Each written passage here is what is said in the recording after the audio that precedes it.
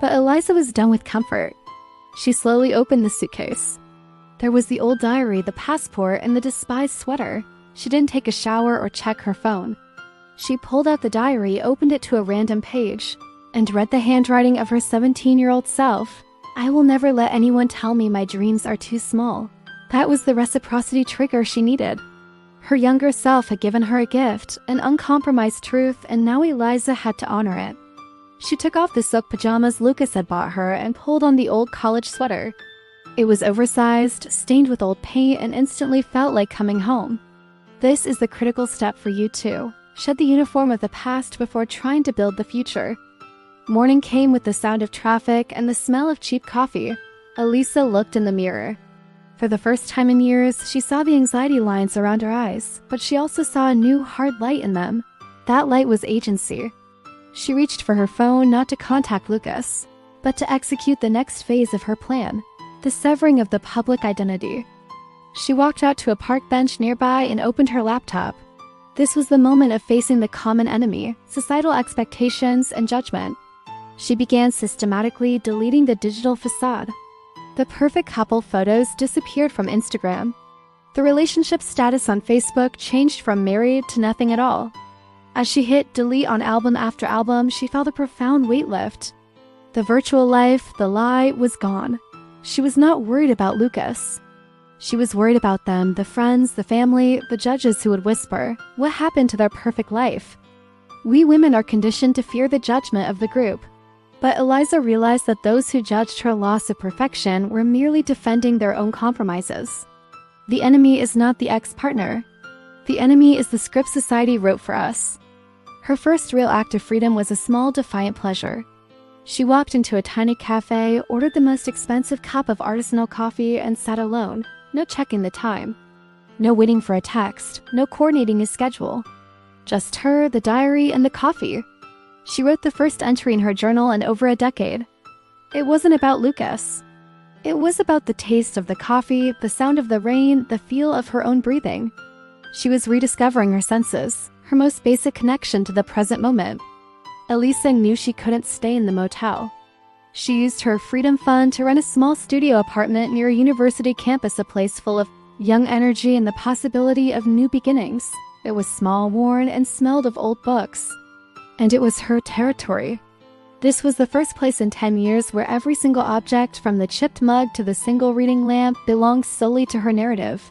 This is the transition from pain aversion to pleasure seeking. Lucas offered stability to avoid the pain of change. Elisa chose discomfort to seek the pleasure of authenticity. As she unpacked her 3 items, she had a moment of intense loneliness. It was the evening, the time she used to prepare Lucas's dinner. The habit, the muscle memory kicked in.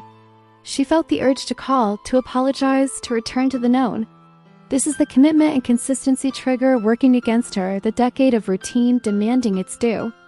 But she fought back. She didn't call. Instead, she took out the old sweater, put it on, and used her passport to apply for a beginner's painting class at the nearby community center. It wasn't a grand, life-changing move. It was a tiny, consistent step toward the life promised in the diary. Freedom isn't one dramatic exit. It's 1,000 small daily choices to stay gone.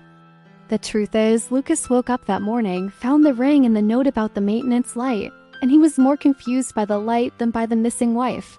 His reaction or lack thereof is not the focus. The focus is on Eliza, proving to herself that she is not defined by anyone else's absence or presence. She went to sleep that night in her tiny studio, wearing her stained sweater, her heart thumping not from fear, but from the immense power of belonging to a place, a moment, and a self she had finally ruthlessly reclaimed. She was tired, she was broke, but for the first time in 10 years, she was home. But a new beginning requires a new routine. And tomorrow, Eliza will face the biggest test of all, meeting the single woman she is becoming. We've seen Eliza make the escape and survive the first terrifying days of freedom. Part 3 is where she proves that leaving was not an accident, it was a commitment to her future self. This is where the single woman stops surviving and starts building. Elisa's biggest challenge in the tiny studio wasn't the size or the peeling paint, it was the echo of old habits. Every time the clock hit 6 p.m., her hands would instinctively reach for a cutting board or start preparing a meal for 2.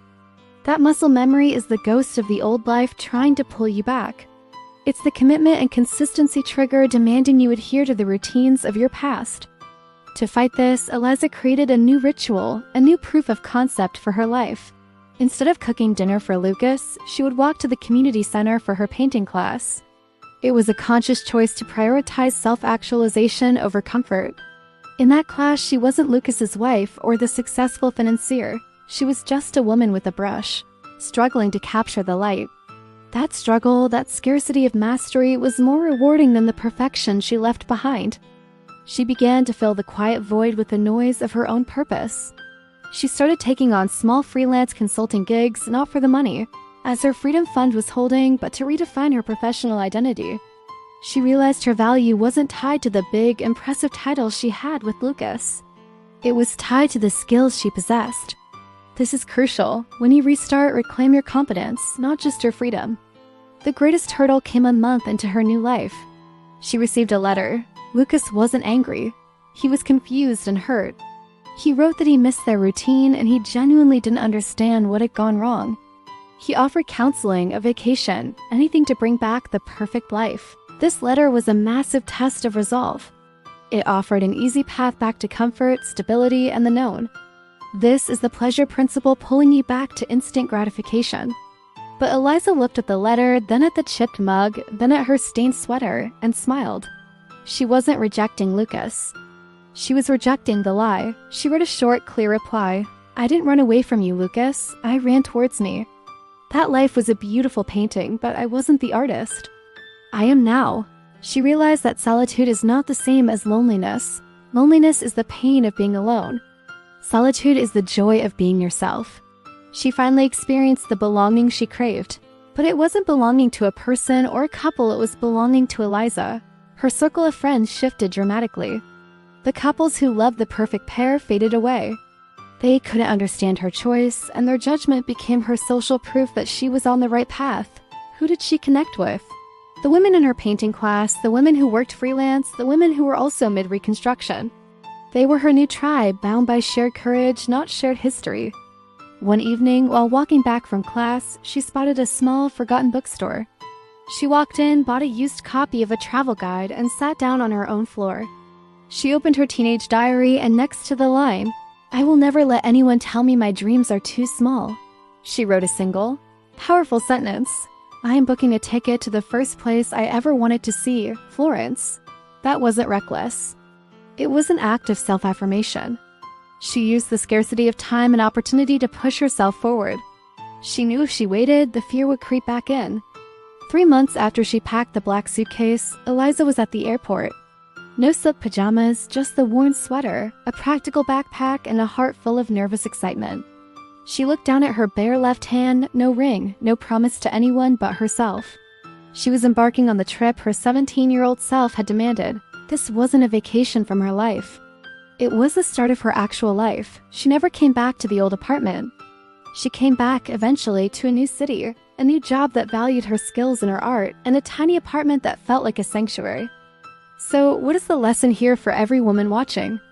You might not need to pack a literal suitcase tonight, but you absolutely must pack your metaphorical bag. You must pack your identity, your agency, and your commitment to the woman you know you are meant to be.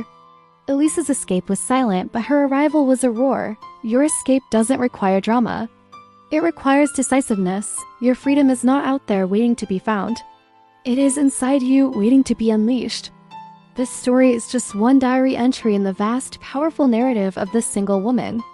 If Elisa's courage has ignited a spark in you, then you belong right here. First, if you love this story, give it a like right now. This tells us to keep sharing these real, unfiltered stories of transformation.